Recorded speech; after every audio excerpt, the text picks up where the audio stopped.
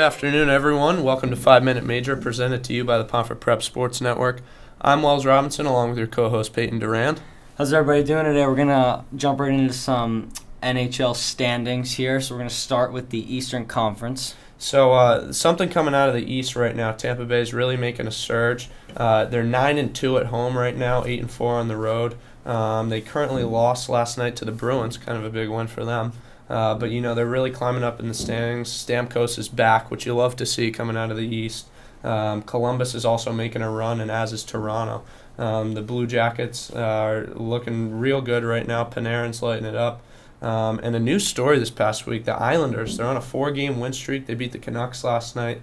They're looking real good, along with the Toronto Maple Leafs. New Jersey's fallen off a little bit. You kind of hate to see that. They're a young team. Everyone loves the Devils. I myself am a huge Devils fan. And something coming out of New Jersey today, too, is the recent trade of Adam Henrique. And they acquired Sami Vatanen from the Anaheim Ducks, along with a third-round draft pick. So we'll see how that works out for them. I know Henrique's a great guy to have in New Jersey. Yeah, so Payne. All right, so as we head on over to the West, we have St. Louis leading the charge in the Western Conference. They have the second highest goal differential in the league at a +20. They're 9-4 at home, so they're pretty hot at home, even though they're coming off a loss streak of 2. We have Winnipeg in second place, Nashville in third, and actually the Vegas Golden Knights have had a really hot start to the season.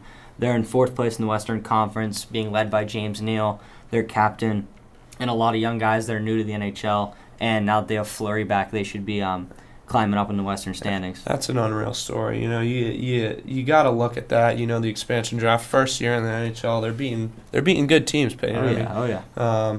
They had a little bit of goalie troubles. I think they went through four goalies. Fleury got hurt, Subban got hurt, so they brought up an AHL young guy, but they're hanging in there with a 15-7-1 record overall. Yeah. So you love to see that. So something we're going to do, every podcast here on 5 Minute Majors, we're going to do our rundown of the power rankings. So we're going to get right into that. So, just to kind of give you a little idea of, who's hot, who's not, who we think's good. So we're going top 10 teams in the NHL that we think belong in our power rankings for this week. Yeah. So we're going to kick things off. Coming in at number 10, we have the New York Rangers. A bit of a wild card. They've been super hot right now, though. Lundqvist has really found his touch back in the net again, which you love to see. Big shootout win for them the other night. Lundqvist coming up with some big saves. Yeah, you love to see Jimmy Vesey, the young guy, Kevin Hayes really connecting there in New York. Can't say I'm the biggest Rangers fan, being a Devils guy, but, you love to see when teams are playing great hockey, and that's exactly what the New York 100%. Rangers are doing right now. And coming in at number 9, we have the Los Angeles Kings. And the story coming out of Los Angeles so far this year is, the big news of Dustin Brown stepping down as captain and Kopitar kind of taking his role. But I think he's really blossomed. Definitely responded to that. The step down from captain. He's been playing a lot of good hockey.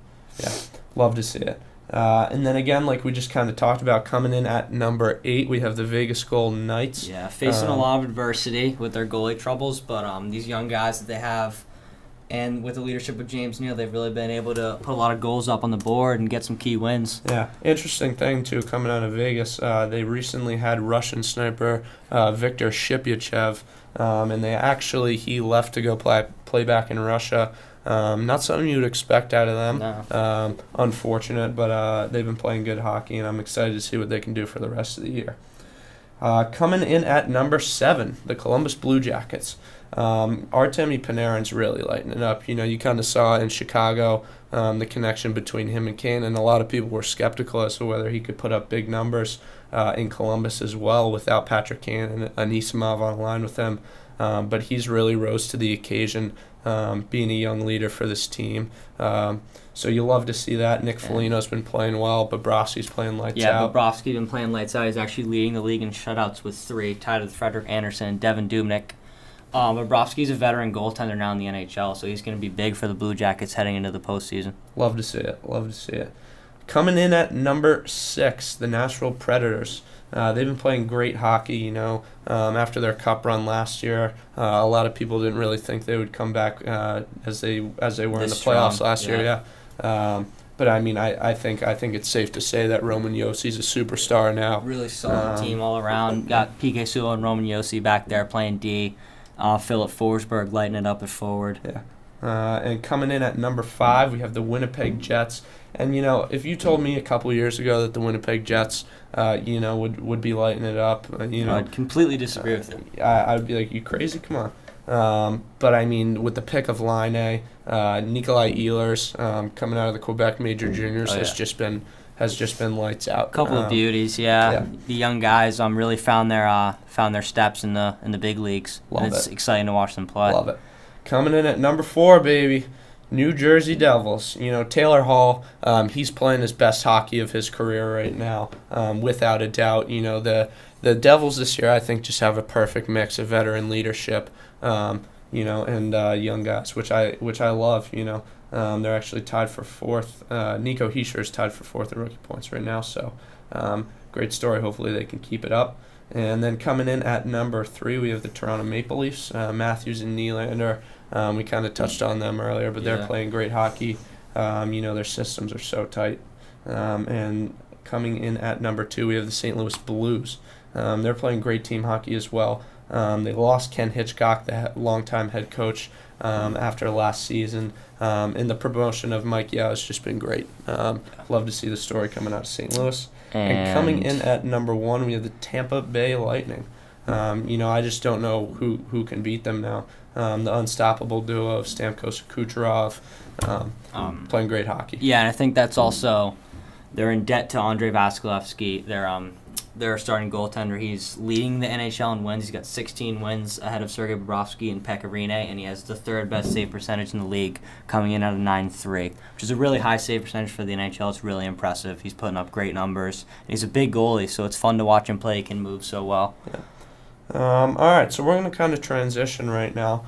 We had a lot of people come up to us, and ask us our opinion on the upcoming 2018 Winter Olympics. Yeah. And what the absence of the NHL players in that is going to do to it. Certainly going to be interesting. Yeah.